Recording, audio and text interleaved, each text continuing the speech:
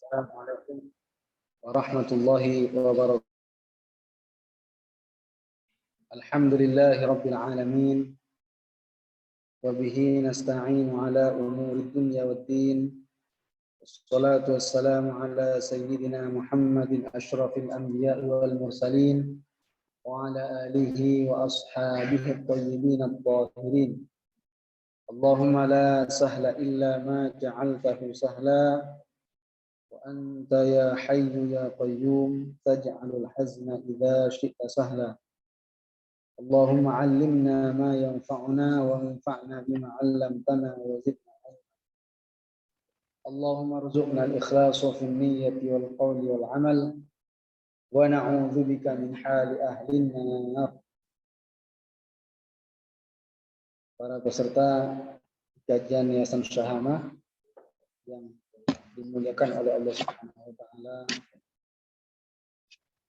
Alhamdulillah, sudah semestinya bagi kita semua untuk senantiasa bersyukur kepada Allah taala yang telah menganugerahkan kepada kita berbagai macam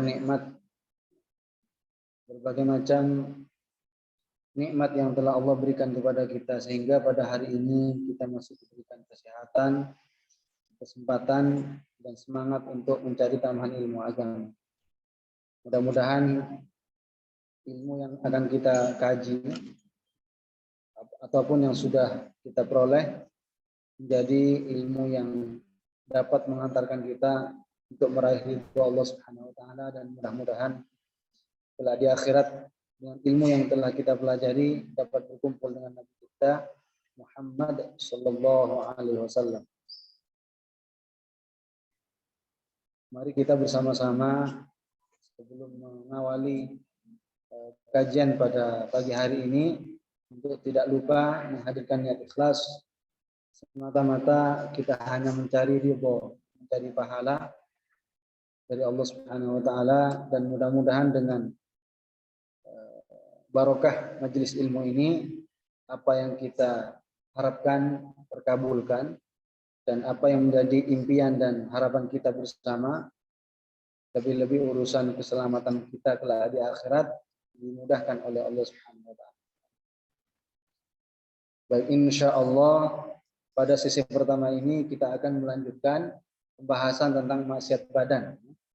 Di mana kemarin sudah kita bahas maksiat badan yang berupa seorang laki-laki yang menyerupai perempuan dan sebaliknya perempuan menyerupai laki-laki adalah sesuatu yang dilarang.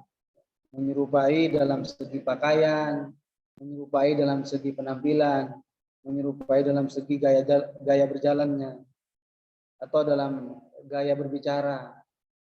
Jadi ini tidak boleh. Jadi walaupun dalam rangka drama atau apa, tetap tidak boleh. Kalau meniru-niru gayanya perempuan bagi laki-laki. Laki-laki meniru gaya perempuan atau perempuan meniru gaya laki-laki. Rasulullah sallallahu alaihi wasallam bersabda, la'ana Rasulullah, Sayyidina Abbas maksudnya. Jadi Sayyidina Abbas mengatakan, Ibn Abbas mengatakan, la'ana Rasulullah al-mutasyabbihina minar rijali bin nisa. Bahwasannya Rasulullah melaknat kaum laki-laki yang menyerupai perempuan, wal mutasyabbihati minan nisa'i bir rijal, dan melaknat kaum perempuan yang menyerupai laki-laki. Ini haram, tidak boleh. Dan yang selanjutnya kita akan bahas tentang masalah menurunkan pakaian sampai melebihi 2 mata kaki. Itu gimana hukumnya? Kita akan bahas. Silakan yang ada matan mukhtasar dibuka, disimak dan diperhatikan. Qala al-muallif rahimahullah wa isbalu thawbi minar rijali, dan menurunkan pakaian bagi kaum laki-laki lil khuyala, karena sombong. Maksud daripada menurunkan pakaian bagaimana? Ai inzaluhu anil ka'bi, artinya menurunkan pakaian melebihi mata kaki, di bawah mata kaki. Jadi pakaiannya, sarungnya atau celananya sampai melebihi mata kaki. ini termasuk kategori haram maksiat kapan? Lil fakhri, kalau bertujuan untuk membanggakan diri, wal kibri, dan sombong. Jadi kalau seandainya ada orang pakai sarung, pakai sarung dan sarungnya sampai melebihi mata kakinya, dan tujuannya untuk sombong, tujuannya untuk membanggakan diri, maka ini hukumnya dosa, maksiat. Bukan secara mutlak, sekedar menurunkan pakaian sampai melebihi mata kaki langsung haram, enggak. Berbeda dengan kelompok di luar kita, orang-orang Wahabi, mereka itu mengatakan haram, kata mereka. Mereka itu haram secara mutlak, kata mereka. Padahal hukum yang benar adalah dirinci. Kalau seandainya melebihkan dan menurunkan pakaian melebihi mata kaki, tujuannya untuk sombong, jelas itu adalah perkara haram. Tapi kalau hanya untuk, ya bukan untuk sombong, Allah alam apa niatnya dia melebihkan pakaian sampai melebihi mata kakinya, maka tidak terjatuh ke dalam perbuatan yang haram bagi pelakunya, tapi hanya sebatas hukumnya makruh, bukan sesuatu yang dosa.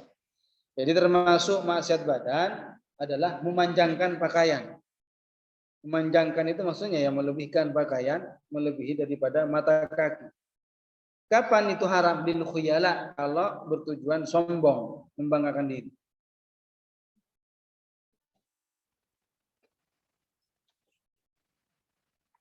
Artinya hal tersebut, seseorang itu dikategorikan terjatuh dalam maksiat badan gara-gara menurunkan pakaian daripada melebihi mata kakinya, artinya sampai ke bawah 2 mata kaki, ini haram. Jadi menurunkan sarung sampai melebihi 2 mata kaki, sampai pada sesuatu yang ada di bawah mata kaki, maka ini haram, termasuk dosa besar. Kapan termasuk dosa besar? Kapan termasuk dosa besar? In kana lil batari, apabila bertujuan untuk sombong, membanggakan diri. Dilarang. Kita dilarang untuk sombong. Sombong adalah penyakit hati. Sombong adalah penyakit hati. Kita tidak boleh sombong. Kita tidak boleh sombong. Sombong bukan sifat seorang muslim yang sempurna. Tapi bukan berarti juga orang yang sombong berarti keluar dari Islam. Kecuali sombong daripada kebenaran. Ada orang berkeyakinan misalkan salah dinasihatin, tidak mau, menolak kebenaran. Sombongnya yang membahayakan. Karena sombong ada 2. Sombong itu ada 2. Di antaranya adalah menolak kebenaran. Padahal dia tahu sendiri kalau yang menyampaikan itu, apa yang disampaikan itu sesuatu yang benar. Apa yang disampaikan itu hak. Cuma dia menolaknya karena menilai orang yang menyampaikan masih di bawahnya dari segi usia, atau karena tidak terpandang, atau karena orang yang miskin, atau orang yang di bawahnya. Sehingga apa? Sombong, tidak mau menerima nasihat-nasihat. Itu bagian daripada sombong yang pertama. Sombong yang kedua, merendahkan orang lain, membanggakan diri, menilai dirinya itu di atas orang lain. Orang yang sombong itu ibaratnya seseorang yang seperti ada di atas bukit, di mana orang yang ada di atas bukit melihat orang lain kecil. Nah, bagi orang yang ada di bawah melihat orang itu kecil sebenarnya. Jadi kalau orang yang sombong adalah orang yang hina. Mengapa demikian? Kelak di akhirat orang yang sombong itu ketika di padang mahsyar dia akan berbentuk seperti semut-semut kecil. Mereka berbentuk seperti semut kecil di mana mereka akan diinjak-injak oleh manusia karena sombong di dunia. Jadi tidak boleh sombong. Apa yang kita sombongkan? Apa yang kita banggakan? Semuanya itu milik Allah Subhanahu wa taala. Kesehatan, harta, jiwa raga, ilmu, kedudukan, jabatan, semuanya tidak ada yang dikecualikan kecuali adalah milik Allah Subhanahu wa taala. Inna sholati wa nusuki wa mahyaya wa mamati lillahi rabbil alamin. Jadi apa namanya? Semuanya ini, kehidupan, kematian, dan semuanya ini bukan milik kita sejatinya. Pemilik hakiki adalah Allah Subhanahu wa taala. Jadi kita tidak boleh sombong, sekalipun punya mobil, sekalipun punya motor, sekalipun punya fisik yang sehat, fisik yang sempurna, tidak boleh kita sombong. Kalau kita ingin tidak sombong, kita harus betul-betul menanamkan apa yang dikatakan oleh Sayyidina Ali. Apa kata Sayyidina Ali? Manusia itu pertama terproses hanya dari sperma, nutfah. Di mana sperma itu adalah sesuatu yang hina. Jangankan dijual, dikasih aja nggak mau. Kan? Jadi ya sesuatu yang hina, apa yang kita sombongkan. Dan terakhir manusia apa berakhir menjadi bangkai. Terakhir menjadi bangkai. Dan sesuatu manusia itu terlahir dari mana? Dari lubang apa namanya? Lubang kemaluan. Jadi sesuatu yang hina. Jadi tidak boleh kita sombong. Apapun yang kita miliki, apapun yang ada pada kita, jangan kita membanggakan diri. Jangan membanggakan diri. Kenapa? Karena sombong adalah sesuatu yang dilarang. Wala tamshi fil ardi marha.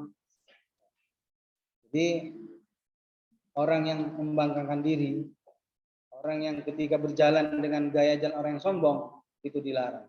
Tidak boleh. Di dalam segi berpakaian, kalau sampai menurunkan sarungnya atau pakaiannya melebihi 2 mata kaki dan bertujuannya untuk sombong, termasuk orang tersebut terjatuh ke dalam dosa-dosa besar. Kalau perempuan sebaliknya malah justru dianjurkan untuk melebihkan sampai ke bawah, tertutupi semua. Karena perempuan itu semua anggota tubuhnya adalah aurat, kecuali hanya 2 bagian yang bukan aurat, wajah dan kedua telapak. Jadi kedua telapak tangan bukan hanya di bagian dalamnya, bagian luarnya pun itu bukan aurat. Jadi kalau seandainya di sininya tidak ditutup, ya, enggak terjatuh ke dalam maksiat. Wala yubdina zinatahunna illa ma dhahara minha. Jadi Sayyidina Abbas menafsirkan ayat ini apa? Kata-kata ma dhahara minha. Mereka kaum perempuan itu hendaknya tidak menampakkan zinatahunna, sesuatu yang merupakan perhiasan bagi mereka. Kecuali apa? Kecuali bagian yang nampak. Ma dhahara minha, sesuatu yang nampak dari seorang wanita. Sayyidina Abbas menafsirkan kata-kata sesuatu yang nampak dari seorang wanita apa? Al-wajhu wal yadayn wal kaffayn. Wajah dan 2 telapak tangan. Jadi seandainya wajah tidak ditutup, enggak berdosa bagi perempuan. Seandainya tangannya tidak ditutup, enggak berdosa karena bukan aurat. Aurat perempuan hanya aurat itu yang aurat seluruh tubuh, kecuali yang bukan aurat adalah wajah dan kedua telapak tangan. Jadi kalau perempuan memang dianjurkan, karena kaki juga termasuk aurat bagi seorang wanita.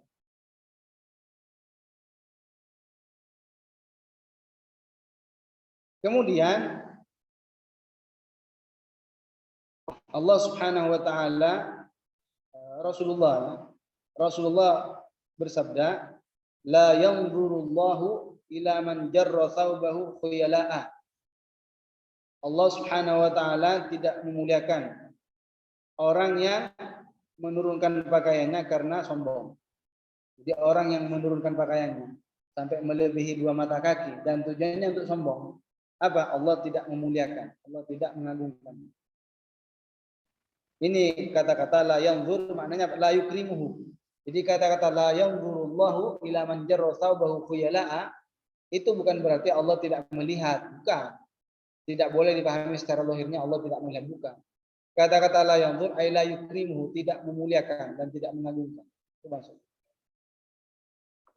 Baik, yang berikutnya termasuk maksiat badan berikutnya adalah wasti'malul hinna, menggunakan pacar. Menggunakan pacar atau menggunakan daun hinna. Al khut fil yadaini, pada 2 tangan dan kedua kaki. Jadi haram. Tidak boleh menggunakan pacar di kedua tangan dan kedua kaki. Tapi siapa yang diharamkan? Dirrajuli, bagi laki-laki. Nah, Jadi kalau laki-laki pakai pacar, maksiat, dosa. Ya. Jadi kalau laki-laki menggunakan pacar, menaruh daun inai ke kedua tangannya atau ke kedua kakinya, itu hukumnya termasuk maksiat badan bagi laki-laki bila hajatin, apabila tanpa ada hajat. Jadi tanpa ada hajat. Jadi kalau seandainya seorang laki-laki menggunakan pacar pada kedua tangan atau kedua kaki karena ada kebutuhan, maka tidak diharamkan. Nah, cuma di sini hajat di sini bukan maksudnya menuruti hawa nafsunya, hanya keinginan, bukan. Hajat di sini, kebutuhan di sini maksudnya apa? Seperti misalnya untuk berobat. Untuk berobat. Kenapa hukum pacar bagi laki-laki pada kedua tangan dan kedua kaki itu hukumnya haram? Apa alasannya? Apa yang menjadi alasan yang melatar belakangi haramnya pakai pacar bagi laki-laki? Dikarenakan perbuatan tersebut menyerupai kebiasaan seorang wanita. Karena yang biasa pakai pacar siapa? Perempuan. Yang biasa tangannya dikasih pacar, kakinya yang dikasih warna pacar, itu bukan laki-laki, perempuan. Nah, karena ada unsur tasyabuh, karena ada unsur menyerupai perempuan, inilah sehingga hukumnya adalah haram bagi laki-laki. Dengan catatan ini kalau bukan dalam rangka memenuhi keperluannya. Tapi kalau seandainya laki-laki memakai pacar untuk tujuan berobat dari penyakit-penyakit tertentu misalnya, hukumnya boleh. Hukumnya boleh. Jadi di antara maksiat badan adalah menggunakan pacar. Artinya ya menggunakan pacar pada kedua tangan dan kedua kaki bagi laki-laki tanpa ada kebutuhan. Dikarenakan perbuatan tersebut menyerupai kebiasaan seorang perempuan. Kalau seandainya karena ada hajat, sakit, ya penyakit tertentu, Allah alam seperti apa. Dan sudah pergi ke dokter, ternyata dokter yang dipercaya itu bilang, jadi kata dokter yang bisa dipercaya, bukan dokter abal-abalan. Dokter bisa dipercaya, memang betul-betul kata dokter itu bilang, kalau seandainya tidak pakai pacar kamu bisa lama ini sembuhnya. Jadi apa namanya? Dia dapat dipercaya thiqah. Sehingga menyarankan orang tersebut, laki-laki tersebut apa menggunakan pacar demi kesembuhan. Maka apa hukumnya? Boleh. Juz.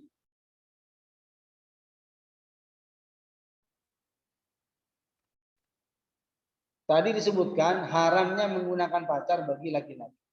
Kalau perempuan berarti apa? Justru apa? Justru bagi perempuan yang ingin ihram haji. Seorang perempuan yang ingin melakukan ihram haji, justru disunahkan. Disunahkan pakai pacar. Baik perempuan yang yang melakukan ihram tersebut itu adalah seorang wanita yang sudah berkeluarga ataupun belum berkeluarga. Baik wanita yang masih remaja ataupun sudah tua renta. Tetap disunahkan untuk menggunakan pacar. Dan ketika menggunakan pacar pada tangannya itu meratai ke seluruh tangannya. Jadi tanpa diukir. Ketika seorang wanita yang ingin ihram kan disunahkan pakai pacar. Seorang wanita, baik wanita yang masih gadis atau sudah tua renta, ya, kalau ihram kan disunahkan pakai pacar. Nah, ketika menggunakan pacar, pacarnya itu tidak diukir, tidak berbentuk ukiran, dan tidak hanya yang dikasih pacar hanya kuku-kukunya saja, kan? Semuanya ya. Jadi semuanya telapak tangannya itu semuanya dikasih pacar supaya tertutupin.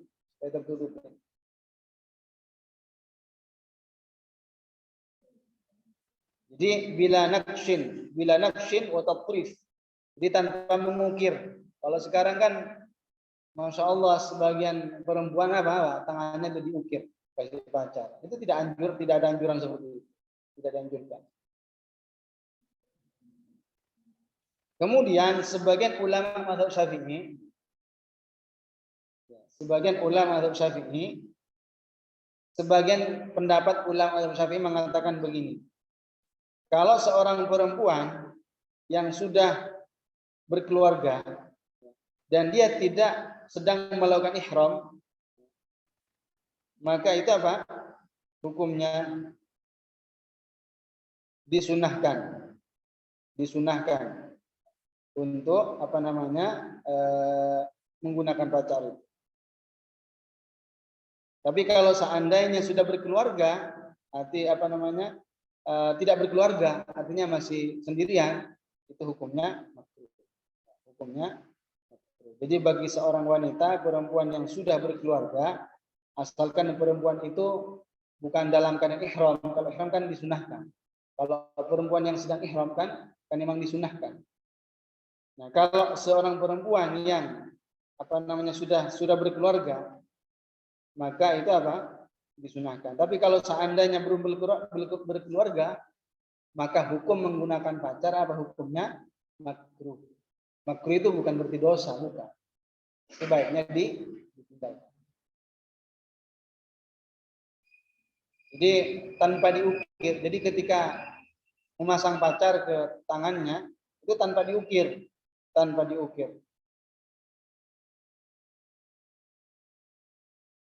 Bukan mentato ya, bukan mentato tangannya, bukan. Tato sama memasang pacar beda.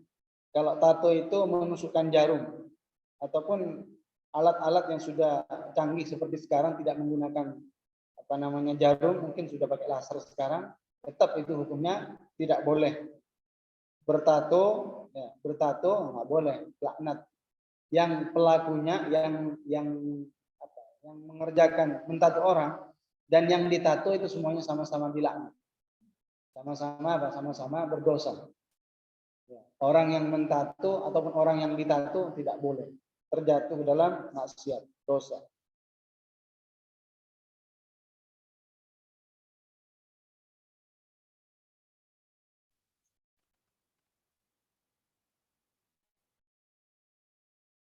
Nah, kemudian yang selanjutnya termasuk maksiat badan berikutnya adalah waqaf'ul fardhi, memutus atau berhenti daripada melaksanakan perkara yang wajib. Artinya berhenti di tengah-tengah saat melaksanakan perkara yang wajib. Misalkan sholat fardu. Ya. Misalkan sholat fardu tiba-tiba berhenti di tengah, misalkan putus. Hukumnya ini tidak boleh. Jadi orang yang memutus atau berhenti daripada melaksanakan kewajiban di tengah-tengah, itu hukumnya termasuk maksiat badan. Baik yang diputus, baik yang dihentikan tersebut merupakan perkara yang dilaksanakan masih ada waktunya ataupun sudah keluar dari waktunya. Artinya berupa ada ataupun berupa qadha. Misalkan ada orang melaksanakan sholat ada, masih ada waktunya, masih luas.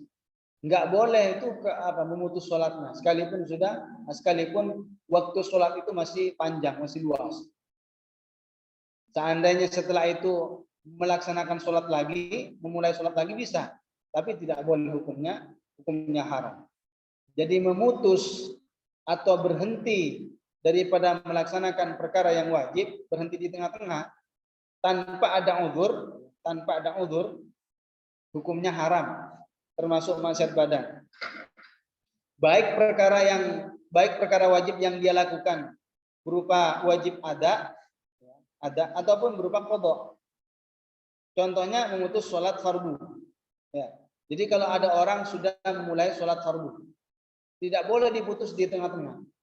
Atau berpuasa fardu, berpuasa Ramadan atau berpuasa qadha Ramadan, berpuasa Ramadan atau berpuasa mengganti hari-hari yang pernah ditinggalkan di bulan Ramadan. Maka tidak boleh memutusnya, menghentikan kewajiban puasanya ataupun sholatnya tersebut. Ketidakbolehan memutus perkara yang wajib itu kapan? Apabila tidak dibarengi dengan uzur. Apabila tidak disertai dengan uzur. Sehingga kalau seandainya ada orang memutus perkara wajib di tengah-tengah sebelum selesai karena ada uzur, misalnya menyelamatkan anak kecil takut masuk ke dalam api misalkan, dalam rangka menyelamatkan atau menyelamatkan orang yang lagi tenggelam. Orang yang sholat itu tidak bisa mengatakan saya sholat sampai selesai, bisa mati. Jadi sekalipun dia sholat baru dapat 2 rakaat, tapi karena melihat orang yang lagi dalam darurat, ada anak kecil misalkan, kalau tidak ditolong bisa masuk ke dalam api karena terjadi kebakaran misalnya, atau masuk ke dalam air bisa tenggelam misalnya, nggak perlu nunggu selesai, jangan sampai selesai sholatnya, putus saja, itu hukumnya boleh seperti itu. Jadi termasuk maksiat badan adalah memutus perkara yang wajib di tengah-tengah. Ya. Artinya wajib tersebut apa? Wajib ada ataupun wajib qadha. Sekalipun waktu daripada perkara yang dilaksanakan tersebut masih luas. Artinya waktu yang ada masih cukup untuk melaksanakan sholat. Misalkan sholat zuhur. Sekalipun waktu sholat zuhur masih luas, masih banyak, nggak boleh kadung memulai sholat tersebut, tidak boleh diputus, tidak boleh diberhentikan.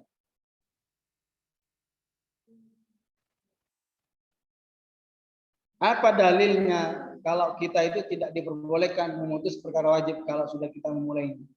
Allah berfirman, "Wala tubtilu a'malakum." Janganlah kalian membatalkan amal-amal kalian. Jadi kalau orang yang sudah berihram melaksanakan sholat fardu, sudah ihram, memulai ihram sholat itu dalam sholat, ataupun memulai puasa Ramadan, atau haji, maka tidak boleh memutus, berhenti di tengah jalan tanpa ada. Begitu juga kalau orang melaksanakan iktikaf yang dinadarkan. Dia ada seseorang yang beriktikaf, ada orang yang bernazar untuk beriktikaf. Kalau sesuatu yang dinadarkan itu kan menjadi wajib. Pada dasarnya iktikaf itu kan tidak wajib. Iktikaf berada di masjid, diam di masjid itu kan tidak wajib. Tapi karena ada unsur dia menadarkan, maka menjadi hukumnya wajib.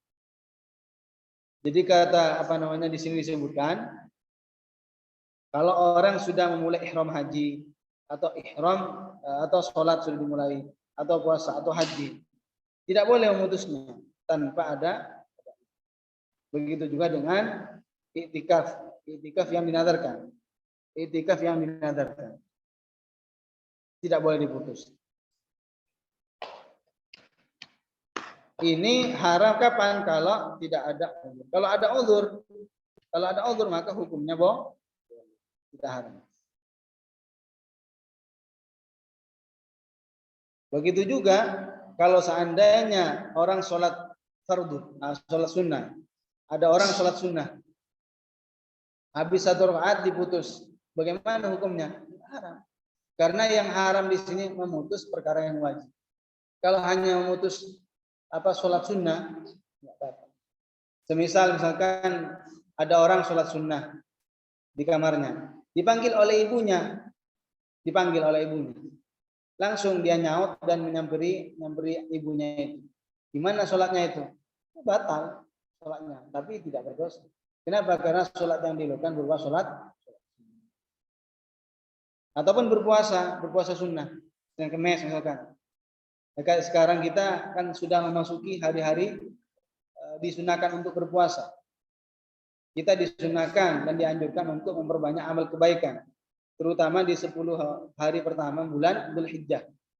Di 10 hari pertama bulan Dzulhijjah. Ini disunahkan untuk berpuasa mulai dari hari pertama sampai hari ke-9 yang disebut dengan hari Arafah. Hari Arafah. Jadi kalau seandainya puasa, terus setelah itu sengaja makan, maka tidak berdosa. Kenapa? Karena puasa yang dilakukan berupa puasa sunnah.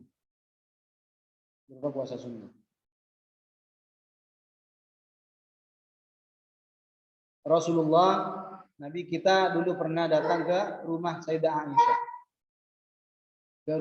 Aisyah. Kemudian apa? Rasulullah bertanya,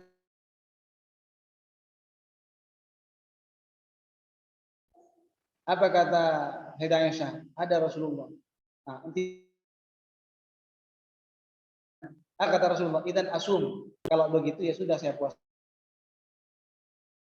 sunnah. Kepada Sayyidah Aisyah dalam waktu yang enggak ada makanan, ada Rasulullah. Apa kata Rasulullah? Saya buka puasa.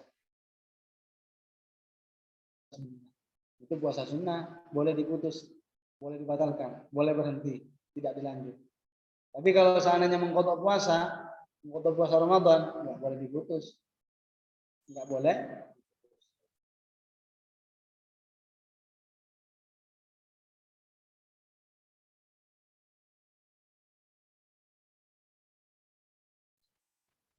Tadi yang kami jelaskan, keharaman memutus perkara wajib di tengah-tengah kalau tanpa uzur. Kalau ada uzur, boleh.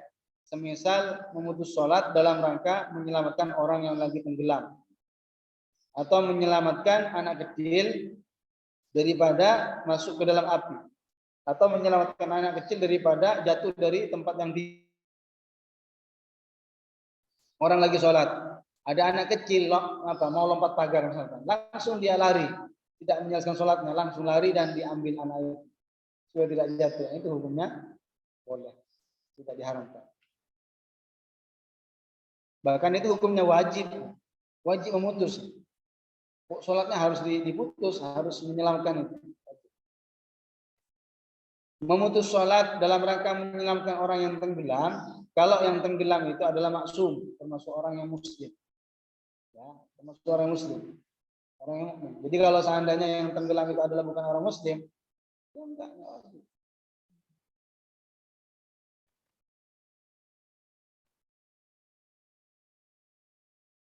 Juga termasuk maksiat maksiat badan adalah waqat naflil haji wal umrah, memutus ibadah haji sunnah, memutus ibadah haji yang sunnah ataupun ibadah umroh.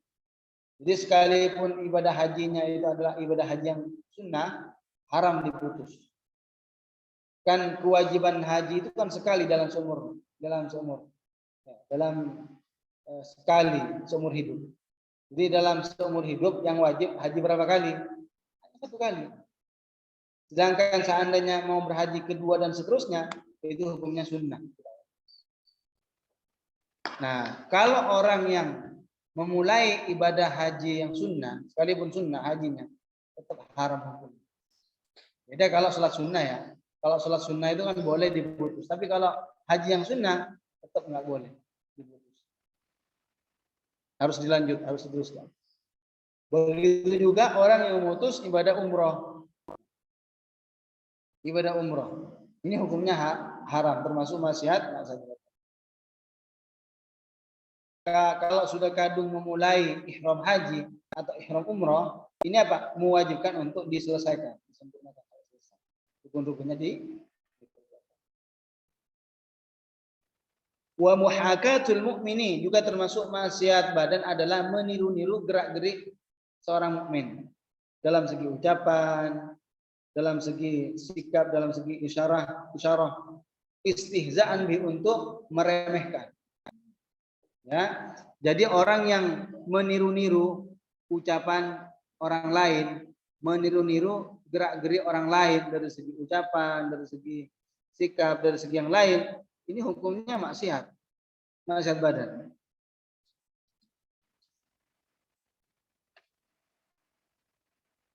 Jadi orang yang orang yang meniru-niru gerak-gerik seorang mukmin dengan tujuan meremehkan, haram. Meniru gaya jalannya, meniru gaya bicaranya, meniru gaya ya ketika berpenampilan itu. Dengan apa tujuannya yang haram? Kalau istihza, kalau dia menghina, meremehkan. Kalau hanya sekedar meniru gaya penyampaian ketika ceramah, misalkan ada salah satu orang yang dia tertarik bagaimana cara gaya menyampaikan suatu kalimat atau ketika ceramah, ditiru. cara gayanya, cara gerak-gerik tangannya. Bukan untuk meremehkan, tapi ya untuk meniru karena suka. Maka ini tidak dihukumi terjatuh dalam maksiat badan. Tidak terjatuh dalam maksiat badan. Allah Subhanahu wa taala berfirman, la yaskhar qaumun min qaumin.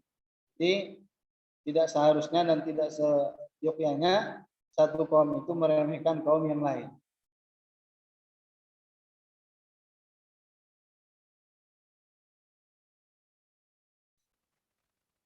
Bisa saja meniru gerak-gerik seseorang itu, meniru gaya bagaimana ketika tertawa. Bisa saja orang itu meniru orang lain, meniru gaya bagaimana ketika tertawa. Kalau tujuannya untuk meremehkan, hukumnya haram. Meniru gaya orang lain. Ada orang jalannya pincang, ya, ada orang jalannya pincang terus diikuti di belakangnya pincang, pura-pura pincang. Tak boleh seperti itu. Atau ada orang kalau ngomong gagap ditiru, pura-pura gagap juga. Nah, tidak boleh. Ya pokoknya meniru-niru gaya orang lain, orang mukmin. Meniru gaya orang mukmin dari segi ucapan, dari segi cara berjalannya atau penampilannya. Kalau istihza, kalau meremehkan, hukumnya tidak boleh. Atau dari segi isyarah, ada orang bisu misalkan, ada orang bisu nggak bisa ngomong, dia hanya bisa nunjuk-nunjuk, ditiru aja. Itu untuk meremehkan, tidak boleh.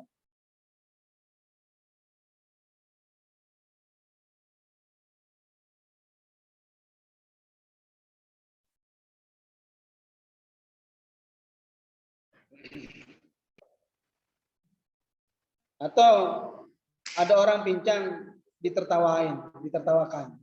Ada orang pincang jalannya nggak biasa, ditertawakan, meremehkan. Ini juga termasuk maksiat.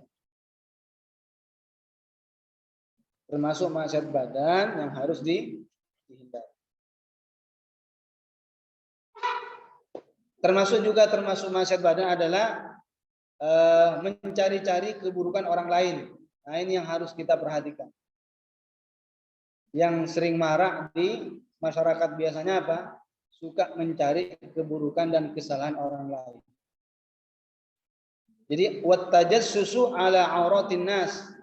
Wattajassusu ala auratin nas. Mencari keburukan atau aib orang lain. Mencari atau mencari tahu tentang aib atau keburukan orang lain.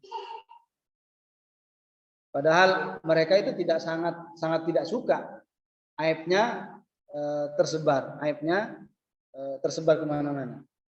Allah Subhanahu wa taala berfirman tentang keharaman mencari tahu tentang keburukan dan aib orang lain. Apa kata Allah? Wala tajassasu. Janganlah kalian mencari keburukan atau aib orang lain.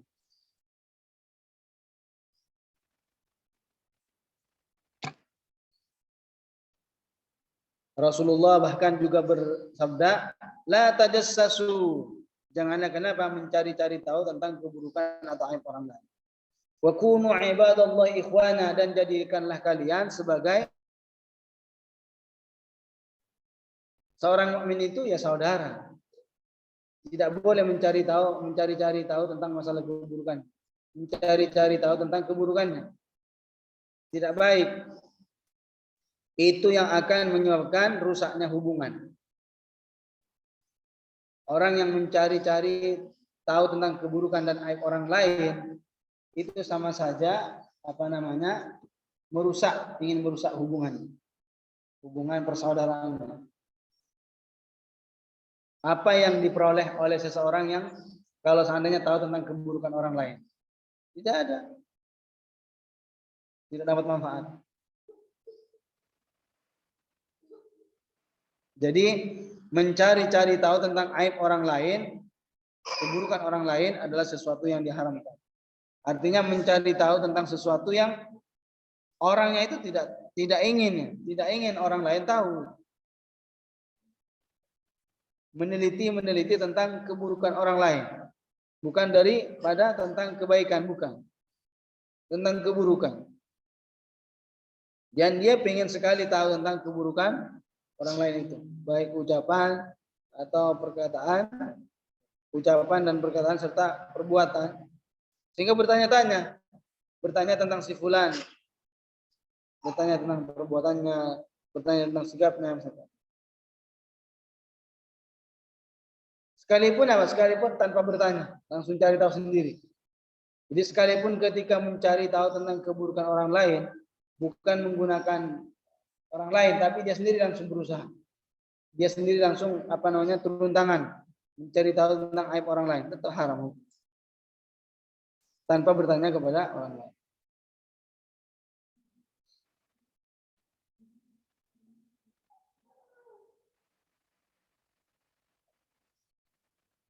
Di dalam sebuah hadis disebutkan, tuba liman syaghalahu aibu an uyubin nas.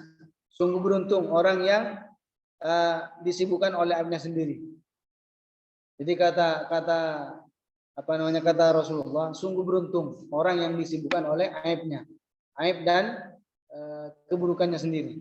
Daripada memikirkan tentang aib orang lain, memikirkan keburukan orang lain.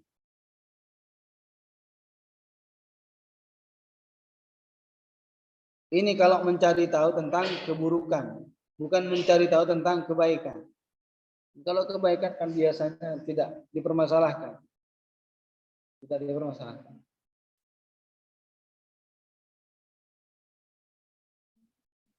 Rasulullah Shallallahu Alaihi Wasallam bersabda, "Man ro'a auratan, fasataraha, kaman ahya mau'udatan min qabriha." Jadi kata Rasulullah, barang siapa yang mengetahui dan melihat keburukan saudaranya, keburukan dan aib orang lain, lalu dia menutupinya, lalu dia menutupi aibnya itu, menutupi keburukannya itu.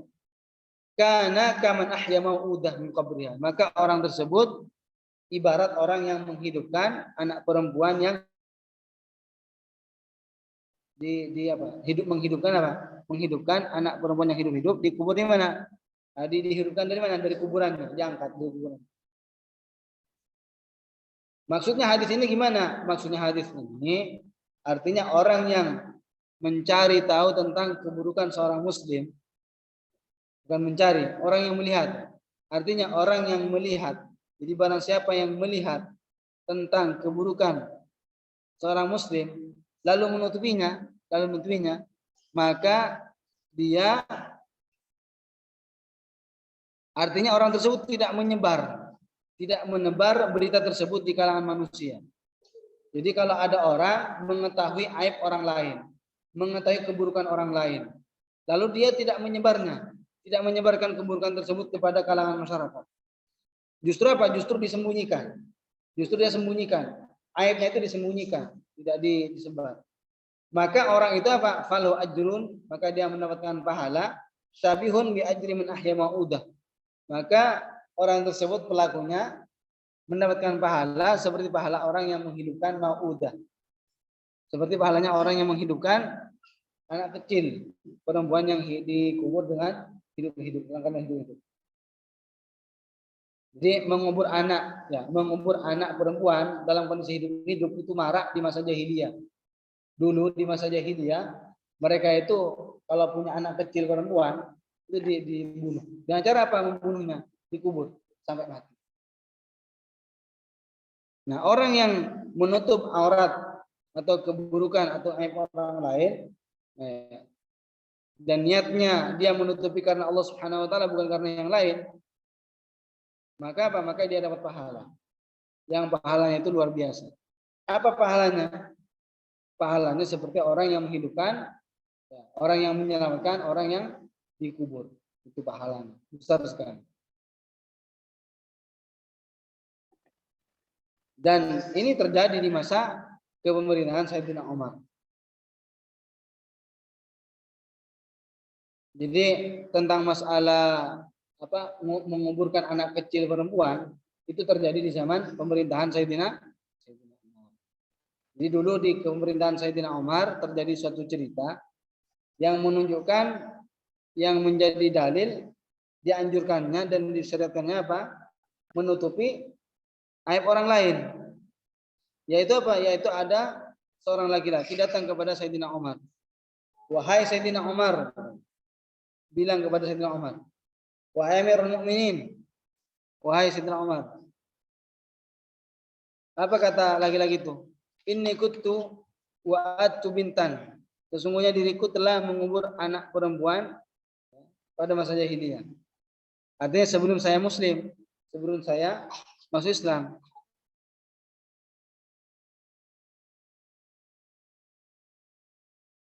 Bentar. Nah, kemudian kami mengeluarkan, kata laki-laki itu apa? Lalu sebelum anak perempuan yang dikubur itu sebelum mati, kami keluarkan. Sehingga dia kami pun setelah itu masuk Islam, dan perempuan anak kecil itu setelah itu juga masuk Islam. Kemudian ketika perempuan itu sudah masuk Islam dan sudah dewasa tentunya, dia Dia melakukan dosa. Artinya berzina. Jadi perempuan yang masih di usia muda, masih kecil, itu pernah dikubur. Kemudian sebelum mati dia dikeluarkan oleh seorang laki-laki itu. Dikeluarkan sampai dewasa, sampai gede. Tapi sayangnya ketika dewasa, perempuan itu berzina, melakukan zina. Kemudian sebelum menikah perempuan itu sebelum menikah dikasih hukuman. Orang berzina itu kan dihukum. Dihad, diberikan hukuman. Irtakabat sumartakabat haddan min hududillah. Diberikan hukuman karena perbuatan dosa tersebut. Diberikan hukuman itu sebelum menikah. Kemudian setelah itu perempuan itu mengambil semacam pisau untuk bunuh diri.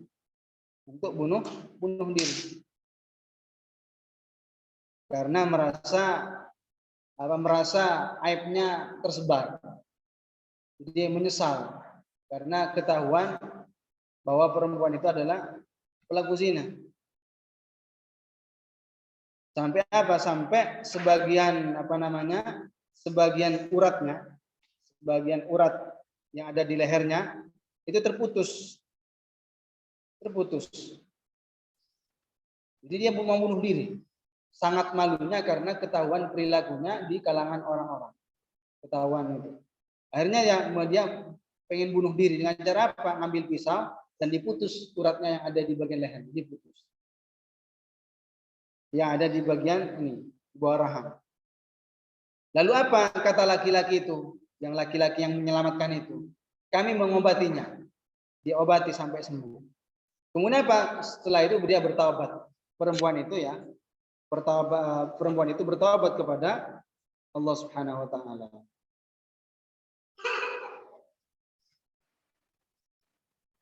Akhirnya terbebas dari dosa. Jadi orang yang menutupi aurat, orang yang menutupi aib atau keburukan orang lain, itu persis seperti orang yang menghidupkan anak kecil perempuan yang dikubur hidup-hidup, lalu diangkat diselamatkan. Itu pahalanya kan besar. Pahalanya besar menyelamatkan orang lain. Itu kan pahalanya besar. Begitu juga orang yang kalau mengetahui tentang keburukan orang lain dan dia tahu ini keburukan dan itu merupakan aib dan tidak disebar, ditutup-tutupin, itu pahalanya besar bagi yang menutup. Oleh karenanya janganlah kita menyebar isu atau buruk orang lain.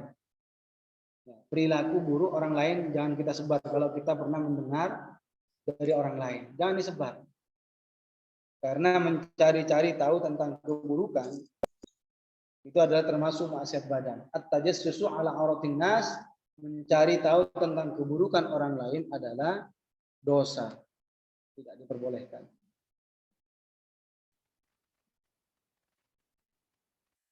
Kemudian ini ada pertanyaan. Saya kira untuk materi maksiat badan ini sudah selesai. Sebentar lagi kita tutup insya Allah. Ini cuma ada beberapa pertanyaan. Ada salah satu ikhwan kita yang bertanya, ketika kita sholat zuhur di rumah, ketika itu ada tamu datang mengucapkan salam, apa yang harus kita lakukan? Sementara kita dalam keadaan sholat, ya jangan bilang silakan masuk. Kalau seperti itu batal sholatnya. Gimana caranya? Cukup kita membaca takbir dengan suara yang nyaring. Maka dengan seperti itu insya Allah dia paham. Karena kita tahu kalau dalam sholat itu berzikir, berdoa, membaca Al-Quran itu kan tidak dihukumi batal sholatnya. Tapi kalau seandainya berbicara dengan pembicaraan manusia, batal sholatnya. Jadi misalkan sholat di dalam kamar, tiba-tiba ada tamu, nggak ada orang lain supaya ngasih tahu kalau dia sedang sholat. Bagaimana caranya? Cukup bertakbir dengan suara yang keras. Allahu Akbar. Dia paham, insya Allah paham. Begitu caranya. Kalau tahu ilmunya, maka semua keadaan akan bisa dihadapi.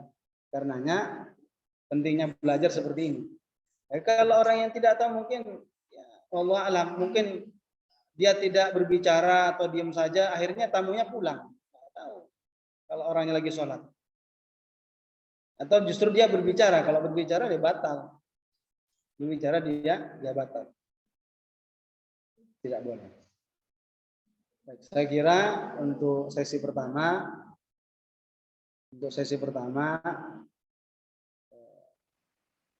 tentang kajian maksiat badan sudah sampai di sini. Insya Allah nanti kita akan lanjut ya, di minggu depan. Nggak tahu apakah minggu depan itu masih ada hari Ahadnya karena ketepatan itu hari raya. Menunggu informasi saja. Yang jelas hari Sabtunya masih ada. Insya Allah. Kita akan terus mencari tambahan ilmu agama karena memang Rasulullah tidak pernah diperintah untuk mencari tambahan dari sesuatu kecuali daripada Al-Hafidh Murtadha Zabidi pernah mengatakan wastima'ul ilmin nafi' fi dinihi wa dunyahu wa fil akhirati afdalu min ishtighalihi bin nawafil. Jadi kata Al-Hafidh Muhammad Murtadha Zabidi mengatakan menyimak dan memperhatikan ilmu yang bermanfaat bagi urusan agama, dunia, dan urusan akhiratnya itu lebih utama daripada menyibukkan diri dengan melaksanakan sholat sunnah. Karenanya kita memohon kepada Allah Subhanahu wa taala agar senantiasa menjadi orang yang istiqomah, orang yang konsisten dalam menghadiri majelis ilmu. Baik, saya kira sampai di sini insya Allah akan diganti oleh Ustaz Nasfi. Mari kita tutup dengan tahlil dan sholawat dan istighfar. La ilaha illallah, la ilaha illallah, la ilaha illallah. Allahumma sholli ala sayyidina Muhammad wa ala alihi wa sahbihi wa sallim. Allahumma sholli ala sayyidina Muhammad wa ala alihi wa sahbihi wa sallim. Allahumma sholli ala sayyidina Muhammad wa ala alihi wa sahbihi wa sallim. Rabbi ighfir li wa liwalidayya wa lil mu'minina wal mu'minat.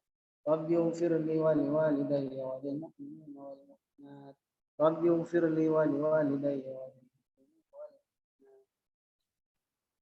Assalamualaikum warahmatullahi wabarakatuh.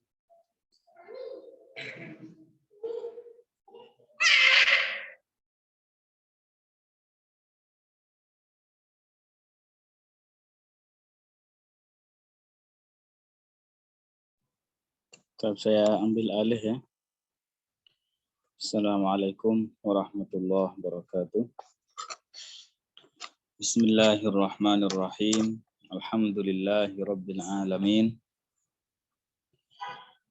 Wa usalli wa usallimu ala nabiyyihil karim wa ala alihi wa sahbihi ajma'in.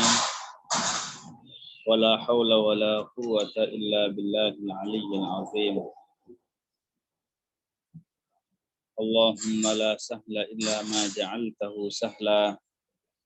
Wa anta ya hayyu ya qayyum taj'alul hazna idza syi'ta sahla. Allahumma rzuqna al-ikhlasa fi niyyati wal qawli wal amal. Alhamdulillah, kita bersyukur kepada Allah Subhanahu wa taala dikarenakan pada kesempatan kali ini kita masih diberikan kemampuan oleh Allah Subhanahu wa taala untuk mengikuti kajian ilmu agama.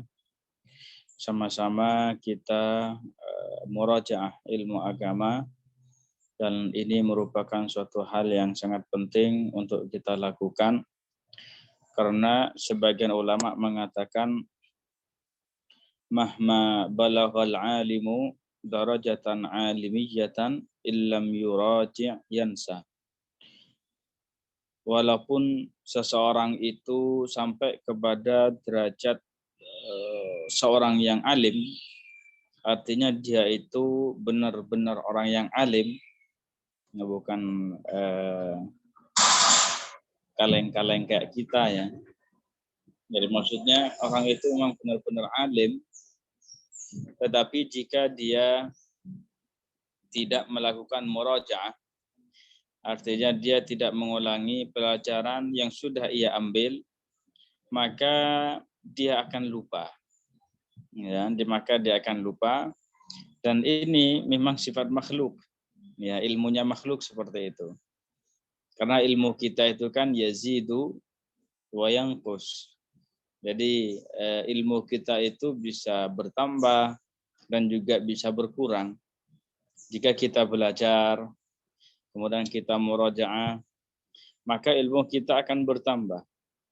Tetapi sebaliknya, apabila kita sudah belajar begitu ya, kemudian tidak murajaah, maka ilmu yang kita miliki itu akan berkurang. Ini ilmu makhluk seperti itu, berbeda halnya dengan ilmu Allah Ta'ala.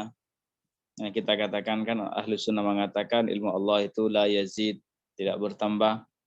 Karena seandainya ilmu Allah Ta'ala bertambah, berarti sebelumnya ada sesuatu yang Allah tidak ketahui. Ya, kemudian ilmu Allah Ta'ala la yanqus, ya, tidak berkurang. Ya, karena seandainya ilmu Allah Ta'ala berkurang, berarti Allah Ta'ala menjadi bodoh. Alhamdulillah, ya, kita diberikan taufik oleh Allah Subhanahu wa taala untuk melakukan hal ini. Ini perlu kita syukuri.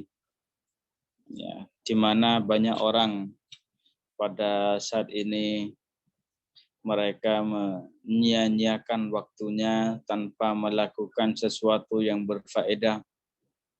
Ya, bahkan ya banyak di antara mereka yang menggunakan waktu saat ini untuk melakukan perbuatan maksiat kepada Allah Ta'ala.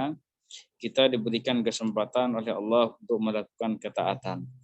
Maka ini hendaklah kita syukuri atas nikmat yang Allah Ta'ala berikan kepada kita. Baik, insyaallah Ta'ala kita akan lanjutkan kembali pembahasan tentang kitab salah seorang guru kita, ya, salah satu kitab guru kita yang berjudul At-Tahdhir minal Firaqis Salas. Jadi mewaspadai 3 golongan di luar ahli sunnah wal jamaah. Ini sampai di halaman 17 ya, di paling bawah. Lillahi ta'ala. Qala al-muallif rahimahullahu ta'ala rahmatan wasi'ah.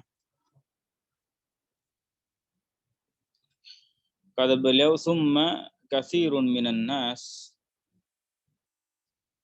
kemudian banyak dari orang-orang, ini masih membahas tentang Said Qutb ya. Mau saya ingatkan, bahwasanya Said Qutb itu memang namanya, bukan kita tidak menyebut Sayyid Qutb, di sini ada kata Sayyidnya, bukan dikarenakan ia itu termasuk keturunan Rasulullah, yaitu memang namanya kayak gitu.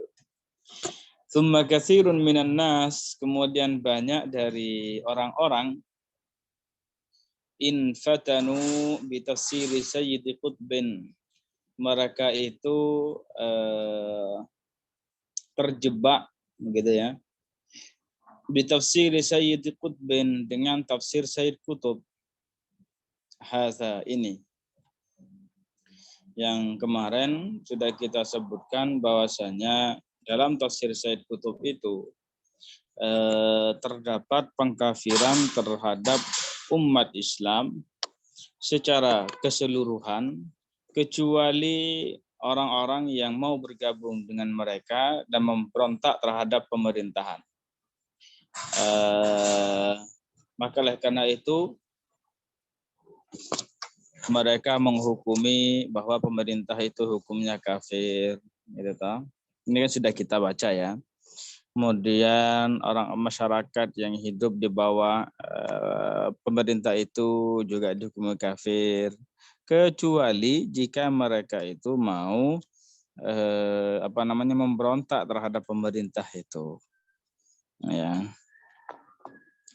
Nah, di sini disebutkan banyak orang yang terpengaruh ya dengan pernyataan Said Qutb ini, gitu. Wa amilu ala tanfizihi, dan mereka melakukan dan mereka melaksanakan apa yang ada dalam kitab tersebut dalam masalah tadi ya. Hatta qatalu khalqan katsira, sampai mereka itu membunuh banyak orang. Fi Misra, dari Mesir, wal Jazair, di Jazair, wa Suria, di Suria, wa ghairiha, dan yang lainnya. Ini bisa disaksikan sendiri ya dalam sejarah. Mu'tabirina qatlahum, mereka menganggap ya pembunuhan yang mereka lakukan ini liman yukhalifuhum, terhadap orang yang menyalahi mereka, qurbatan ilallah, adalah sebagai ibadah terhadap Allah Ta'ala. Jadi mereka menganggap bahwasanya membunuh orang-orang tersebut, dan bahkan ya ini banyak yang dibunuh itu orang Muslim, ya.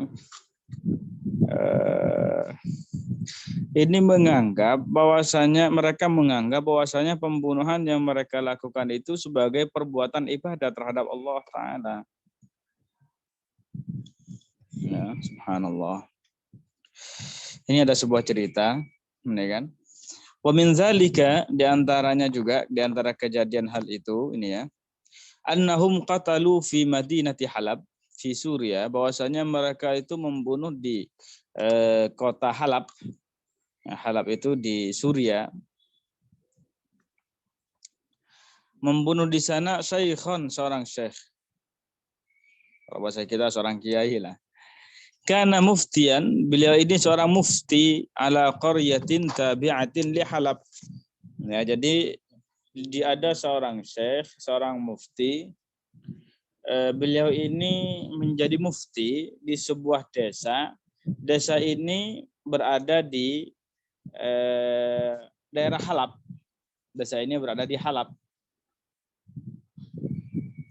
Ya, itu sama Ifrin apa Afrin ya, saya enggak ini belum meroja ini. Intinya namanya itu Afrin atau Ifrin gitu ya. Wallahu a'lam. Kana yukhalifuhum. Ini kiai ini atau syekh ini tidak sejalan dengan mereka pemikirannya. Artinya ya, tidak sama dengan keyakinan mereka, tidak mempunyai keyakinan rusak yang dibawa oleh mereka. Dikarenakan syekh ini berseberangan dengan mereka, Makanya mereka kan menghukumi bahwa Syekh ini murtad ini, istilahnya kan keluar dari agama Islam. Jadi apa? Oh ini istilahnya dalam bahasa mereka ini sudah berhak untuk dibunuh ini.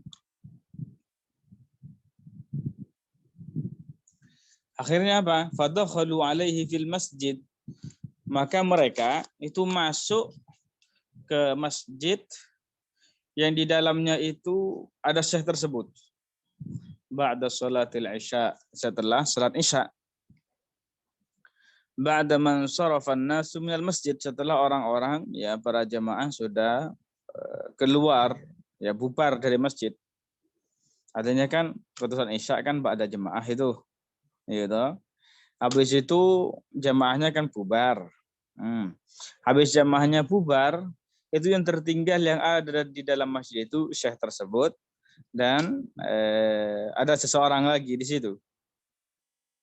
Dalam keadaan seperti ini mereka masuk.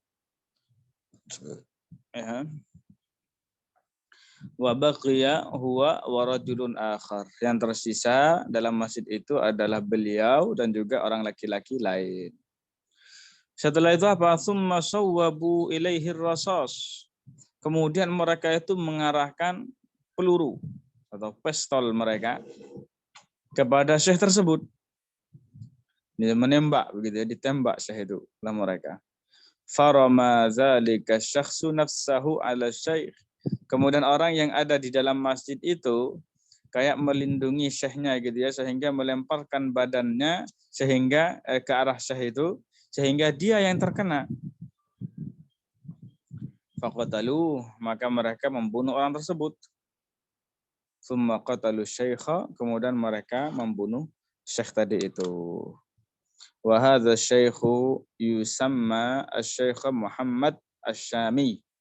Dan syekh tersebut namanya adalah Syekh Muhammad Asy-Syami rahimahullah.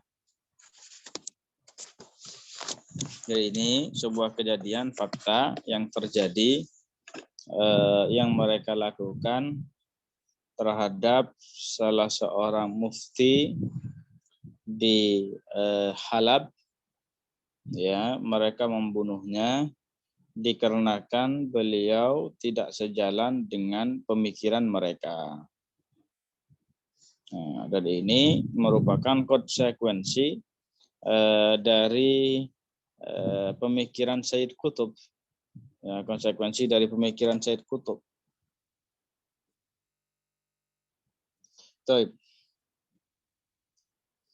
Kemudian ini juga termasuk bantahan ya yang akan kita baca ini. Wa qad kana yahsulu min hukamil muslimin. Dan telah terjadi dari pemerintah-pemerintah umat Islam qadiman wa haditsan, baik pada masa dulu ataupun baru-baru ini. Apa yang terjadi? Al-hukmu bi ghairil Qur'an, yaitu dengan menghukumi dengan selain hukum Al-Qur'an. Imma liriswatin, ada kalanya dikarenakan sogok, wa imma liqarabatin, atau dikarenakan persaudaraan, au liirdha'i dzawin nufuz, atau untuk ya cari muka di hadapan orang yang berkuasa. Falam yukaffirhumul muslimun, maka orang-orang muslim, para ulama tidak mengkafirkan mereka. Lihukmihim bi ghairil Qur'an, dikarenakan mereka itu menghukumi dengan selain Al-Qur'an. Inna ma'tabaruhum fasiqin, mereka itu menganggapnya sebagai orang fasik. Artinya begini. Dari dulu gitu ya, yang namanya di pemerintahan itu banyak sekali orang-orang yang orang yang tidak menjalani hukum Al-Qur'an. Itu banyak. Nah, bukan hanya sekarang.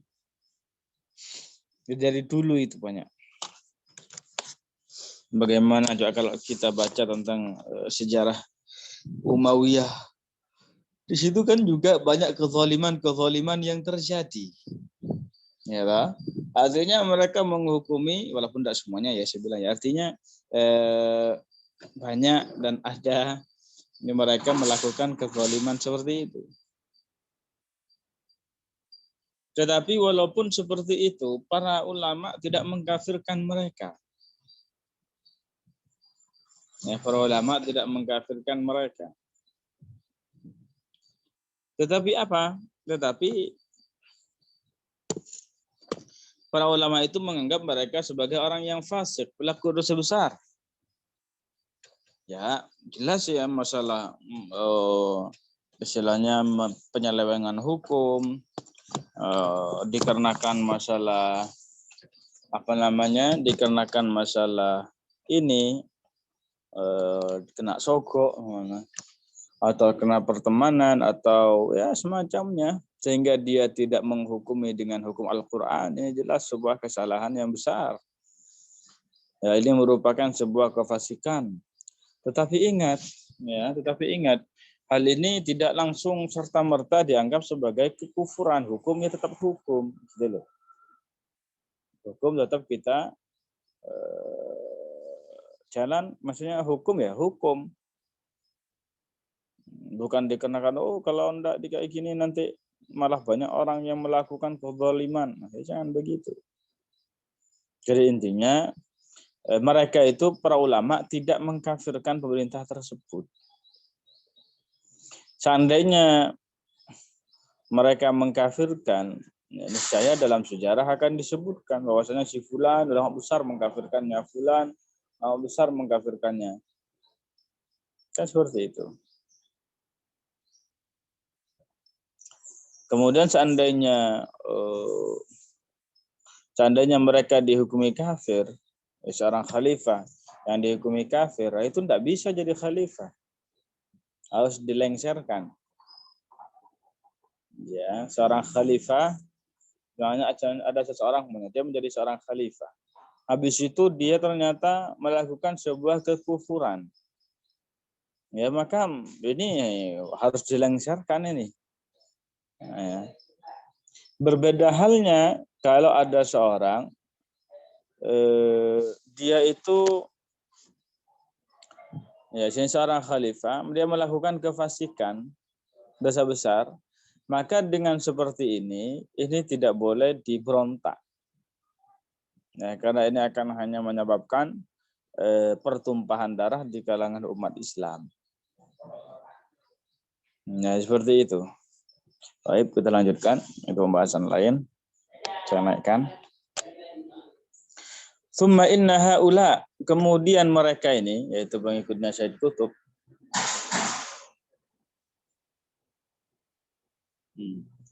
Summa inna haula'i atba'a Sayyid Qutbin, kemudian mereka pengikut Sayyid Qutb yatafannanuna fit ta'bir, mereka itu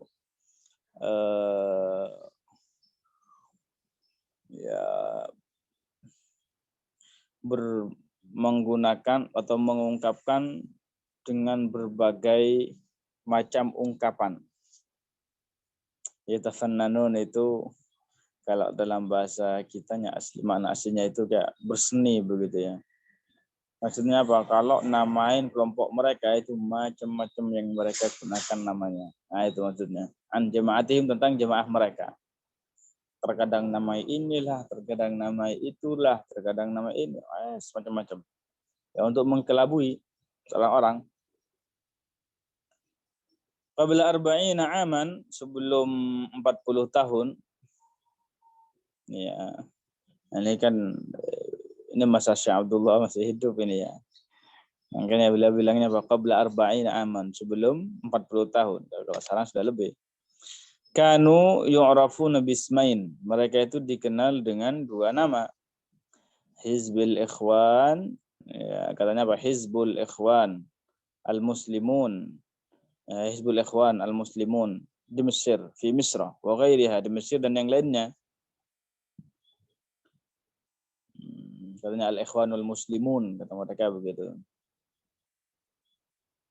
Wa fi Lubnan, dan di Lebanon dikenal dengan apa? Bismi Ibadur Rahman.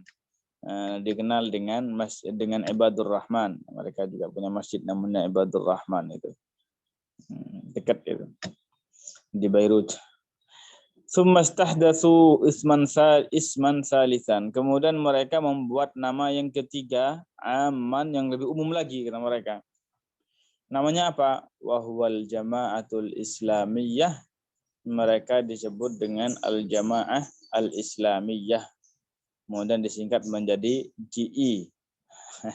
Jamaah Islam, Jamaah Islamiyah. Liyazunnan nasu, agar orang-orang mengira annahum du'atun ila haqiqatil Islam, bahwasanya mereka itu ya agar orang-orang ngira, jika dinamai dengan apa? Dinamai dengan Jamaah Islamiyah begitu kan. Tujuannya apa? Agar orang-orang itu ngira bahwasanya ini memang benar-benar dakwah ke jalan Islam yang benar, yang lurus, yang diajarkan oleh Rasulullah, diajarkan para sahabatnya, dan juga para ulama Islam, i'tiqadan wa amalan, baik dalam segi akidah ataupun dari segi perbuatan. Ini tujuan mereka.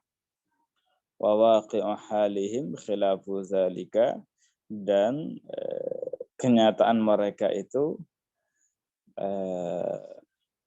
berbeda, dan apa ya, kebanyakan dari mereka itu ya itu hanya apa ya, kayak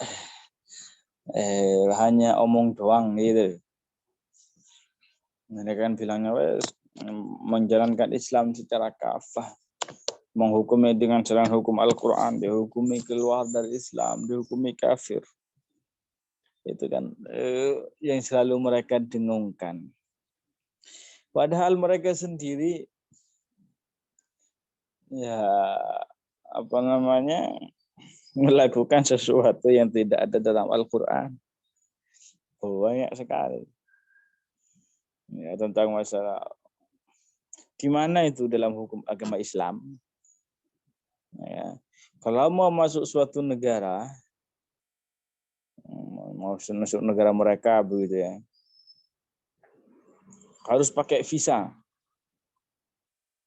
Dalam hukum Islam itu mana ya ada yang kayak gitu? Negara Islam satu, begitu ya. Nggak perlu visa-visa. Negara Islam itu satu. Kayak semuanya saya orang Indonesia mau ke Saudi, semuanya ya mau ke Madinah. Tidak ada dalam hukum agama Islam kalau kamu mau masuk ke Madinah kamu harus bayar segini, harus pakai visa. Nggak ada kayak gitu. Kalau kamu mau masuk Mekah harus kayak gini. Kalau kamu masuk Mesir harus bayar berapa dolar. Nggak ada kayak gitu. Yang masuk ya masuk. Ya. Jika saya mau pindah sekarang ini langsung ke Mekah begitu, ya sudah. Nggak ada yang kalau negara agama Islam, nggak ada yang ngalang-ngalangi. Tunggu dulu visa kamu gimana? Nggak ada kayak gitu. Nah sekarang mereka mau masuk ke negara mereka ya harus pakai visa. Nah, ini hukumnya dari mana? Dari Al-Quran.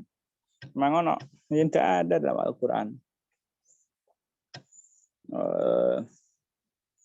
Kemudian harus pakai paspor namanya.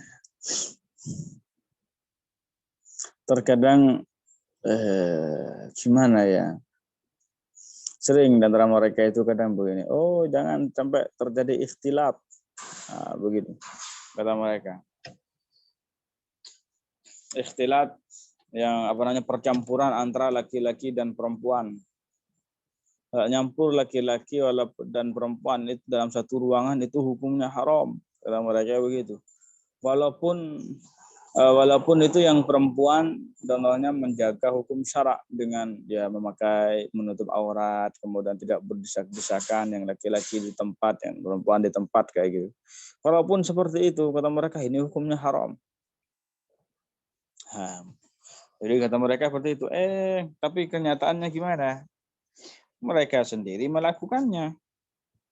Ya, jadi maksudnya gimana?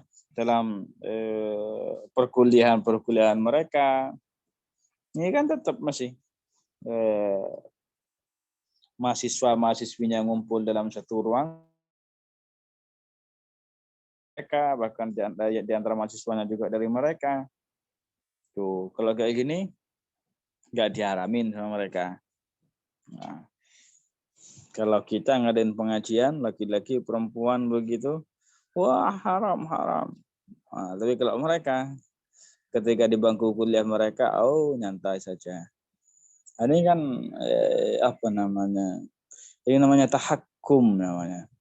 Dalam istilah syarak, dalam istilah bahasa ya tahakkum. Jadi kalau semuanya bagi orang lain itu dianggap haram, kalau bagi diri mereka dianggap sebagai sesuatu yang halal. La haula wala quwata illa billah. Baik.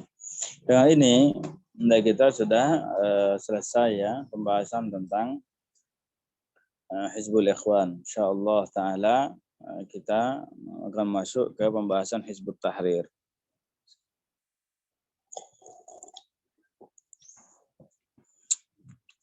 Baik. Jadi Hizbut Tahrir itu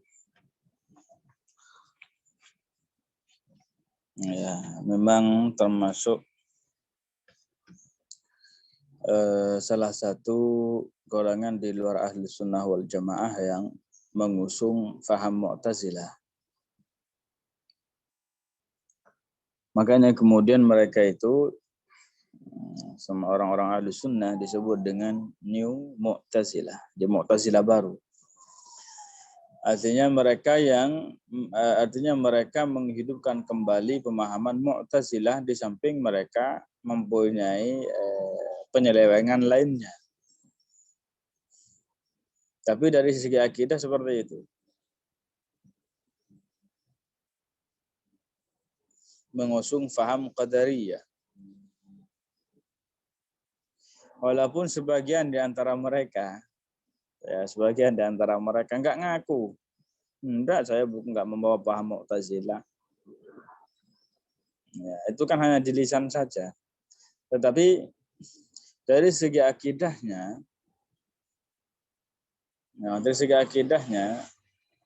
saya juga pernah baca di selebaran atau apa ya bahasanya.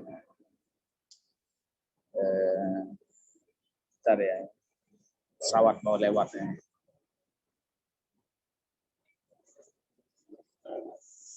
Jadi saya pernah membaca di selebaran mereka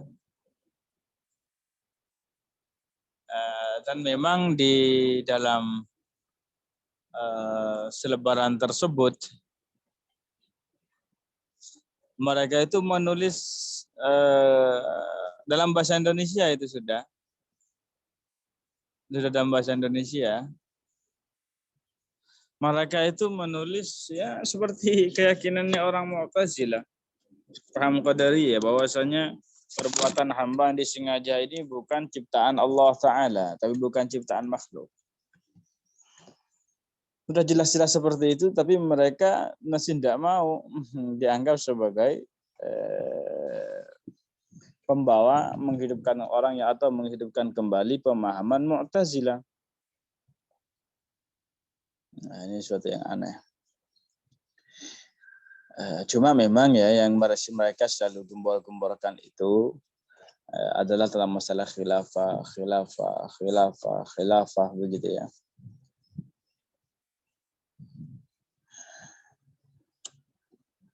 Cuma perlu kita ketahui bahwasanya kita tidak boleh membenci khilafah. Ya, karena khilafah itu bagian dari Islam. Ya, kita tidak boleh membenci, mencela atau apalah semacamnya tentang masalah khilafah. Segala itu memang bagian dari agama Islam.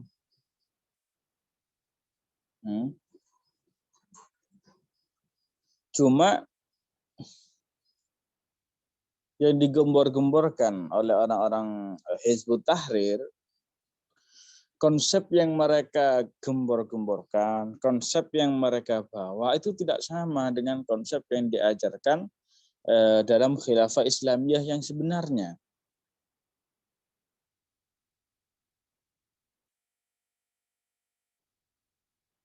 Ya. Mereka bilang, wah bayat, apa gitu kan. Siapa yang mau dibayat? Istilahnya siapa yang mau dibayat? Mereka sering bilang, man mata wa laysa fi unuqihi bay'atun mata mitatan jahiliyah. Ini yang selalu mereka gembor-gemborkan. Barang siapa yang meninggal dan tidak membaiat, ya, maka matinya itu mati dalam keadaan jahiliyah. Meninggal seperti kata mereka, meninggal seperti penyembah berhala. Kalau mereka baiat, kalau kamu tidak baiat, baiat khalifah. Kalau kamu tidak baiat khalifah, mati kamu akan mati seperti orang jahiliyah. Ya, seperti penyembah berhala. Ya, kalau orang awam toh dikatakan seperti itu, tidak ngerti agama kan takut gitu. Oh, nanti kalau saya mati seperti orang jahiliyah gimana ini? Nah, kalau ditanya, emang siapa yang mau dibaiat? Nah, nanti pimpinan mereka yang ada di mana itu nggak tahu saya. Di Inggris apa di mana itu? Allahu a'lam. Siapa orang itu? Namanya dari Bani Quraisy, dari Quraisy. Khilafah itu al-a'immatu min Quraisy. Khilafah itu atau seorang khalifah itu harus dari Quraisy. Nah, itu dalam hadis seperti itu. Nah, emangnya mereka dari Quraisy. Kok sudah bilang, wah itu banyak khalifah. Khalifah dari mana? Ya. Padahal padahal yang mereka katakan tadi itu man mata wa laysa fi unuqihi bai'a mata mitatan jahiliyah. Jadi potongan sebuah hadis. Itu bukan hadis yang utuh gitu ya. Tapi itu ada sebuah hadis yang lebih panjang yang mereka potong dan diambil itu saja yang disebut-sebutkan ke orang lain. Ya, tujuannya apa? Biar orang lain mau baiat pimpinan mereka. Ya, sehingga kemudian menakut-nakuti mereka kalau kamu tidak membaiat imam kami, pimpinan kami, oh mati kamu mati jahiliyah. Kamu akan kamu akan mati seperti penyembah berhala. Padahal sebelumnya itu ada hadisnya juga. Ya. Yang makna hadis secara keseluruhan itu, makna hadis secara keseluruhan, kalau ada seorang khalifah, terus kamu tidak mau membaiat, di awal kamu tidak membaiat dia, khalifah yang sah ya, khalifah yang sah, memenuhi syarat-syaratnya. Kalau kamu, mana hadisnya ya, kalau ada seorang khalifah, terus kamu tidak mau membaiat, nah itu maknanya. Maka kamu mati jahiliyah. Dosa besar maksudnya. Atau ada khilafah yang benar, yang sah, kamu sudah membaiatnya, setelah itu kamu keluar dan memberontak terhadap khalifah tersebut, kemudian kamu mati sebelum bertaubat, maka kamu mati membawa dosa besar. Itu makna hadisnya. Ya, tidak kemudian seperti yang mereka katakan, pokoknya kamu harus baiat pimpinan kami. Kalau kamu nggak baiat, kamu dianggap mati seperti penyembah berhala. Tidak seperti itu maknanya. Ya, ini tadlis.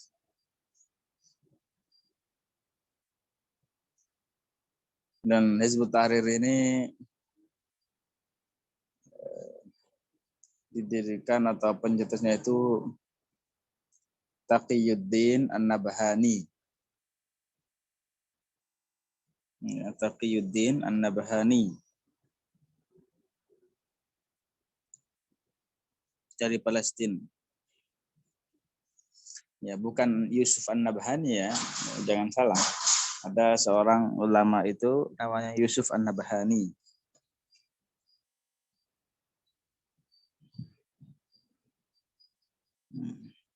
Ini Taqiyuddin An-Nabhani. Kalau Syekh Yusuf An-Nabhani, beliau Ahlus Sunnah wal Jamaah, cuma dalam beberapa kitabnya itu tercatat sesuatu yang bertentangan. Wallahu alam. Apakah itu hanya sekedar sisipan? Kalau Syekh Yusuf An-Nabhani, maka beliau itu ada di Lebanon. Taqiyuddin An-Nabhani ini, ya, Taqiyuddin An-Nabhani ini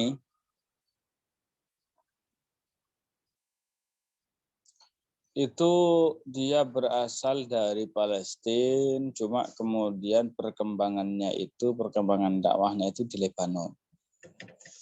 Kemudian setelah itu ya menyebar ya kemana-mana, termasuk ke Indonesia, HTI, Hizbut Tahrir Indonesia, sekarang sudah menjadi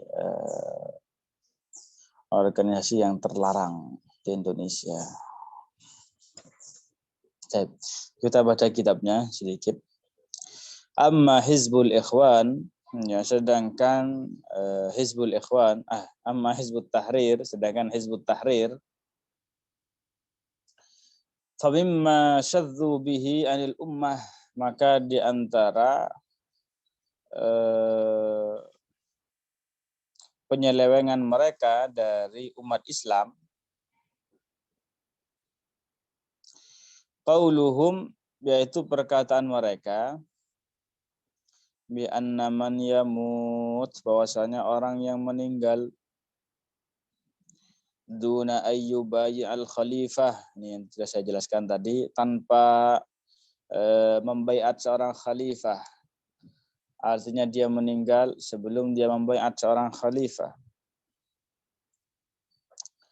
Famitatuhu mitatul jahiliyah, maka matinya itu mati dalam keadaan jahiliyah. Ai ubadil ausan, artinya penyembah berhala. Fa'ala qaulihim, ini bandahannya.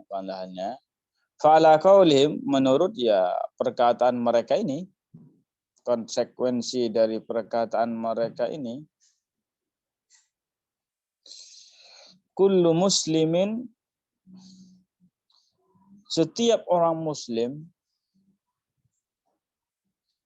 yamutu, yang meninggal, mundu aksara min mi'ati sanatin, ya, sejak sekitar 100 lebih dari 100 tahun yang lalu. Pokoknya semua orang muslim dari 100 tahun yang lalu, ya bahkan lebih, semuanya itu ya menurut konsekuensi perkataan mereka, mitatun jahiliyah, mereka itu meninggal dalam keadaan jahiliyah. Li'annahu la yujadu khalifatun mundu dzalika zaman. Ya, karena tidak ada seorang khalifah pada sejak zaman tersebut.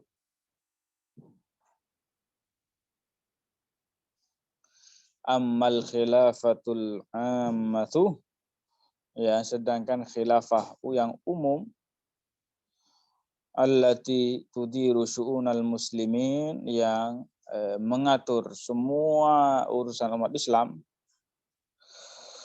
kullihim, semuanya, faqad inqata'at munzu zamanin tawil, maka sudah terputus dari sejak yang sangat lama sekali.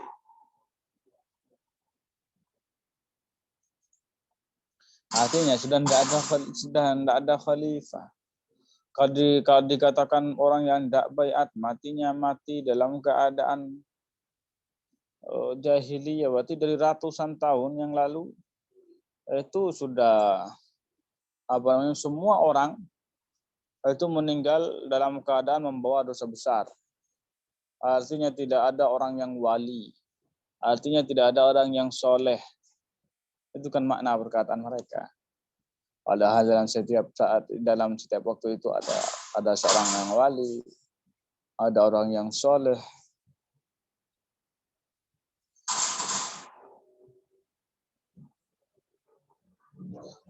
Fal muslimuna, maka orang-orang muslim, fi tarki nasbil khalifatil yaum, dalam tidak menegakkan seorang khalifah pada hari ini, lahum uzrun, mereka punya uzur, artinya ya tidak mampu memang mereka. Artinya orang-orang Islam, ya, artinya masyarakat Islam, mereka itu tidak mampu untuk menegakkan seorang khalifah, mengangkat seorang khalifah, tidak mampu. A'nir ra'aya, artinya ya masyarakat. Ar-ru'aya la yastati'una al-yawm. Masyarakat mereka tidak mampu pada saat ini nasba khalifatin, untuk mengangkat seorang khalifah. Fama dzambuhum, maka apa dosa mereka? Mereka emang tidak mampu kok. Terus kalau mereka tidak mampu, apa dosa mereka? Kok malah dikatakan mati seperti orang jahiliyah? Faqad qala Allah Ta'ala, dan Allah Ta'ala berfirman, la yukallifullahu nafsan illa wus'aha. La yukallifullahu nafsan illa wus'aha. Allah Ta'ala tidak membebani satu jiwa yang berada di atas kemampuannya. Ini ya sebagian dari kesesatan yang diusung oleh Hizbut Tahrir. Dan di pembahasan selanjutnya ini kita akan menyebutkan hal yang sangat lebih parah dari kesesatan yang satu ini. Insyaallah taala ya, kita lanjutkan di pertemuan selanjutnya. Jika ada teman-teman yang mau bertanya, silahkan. Ya, buletin.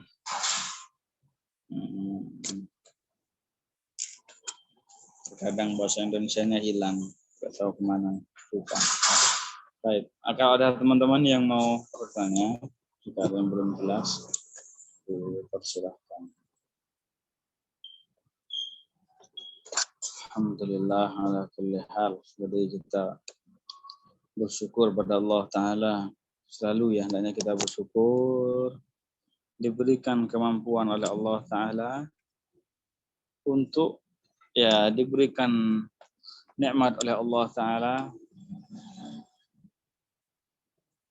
untuk menjadi ahlu sunnah wal jamaah.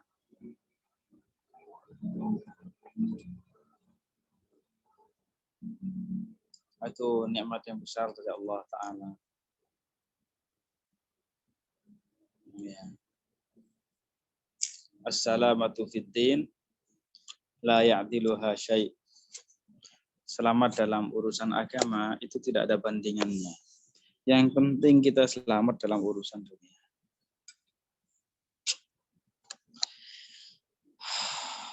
Makanya itu ya kita selalu berdoa, Allahumma la taj'al musibatana fi dinina. Ya Allah, janganlah Engkau jadikan musibah kami dalam agama kami. Ya, jadi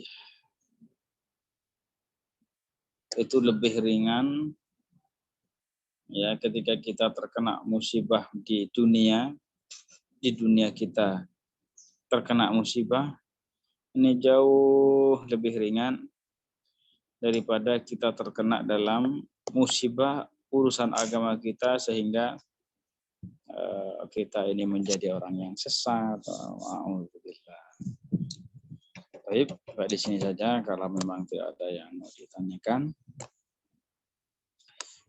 kita tutup pertemuan kita pada kali ini dengan bacaan tahlil, sholawat dan istighfar. La ilaha illallah. Allahumma sholli ala sayyidina Muhammad wa ala alihi wa sahbihi wa sallim. Rabbi ighfirli wa liwalidayya wa lil mu'minina wal mu'minat. Walhamdulillahi rabbil alamin. Barakallahu fikum wa ahsanallahu ilaikum wa jazakumullahu anna kulla khair. Saya tutup ya. Wassalamualaikum warahmatullahi wabarakatuh.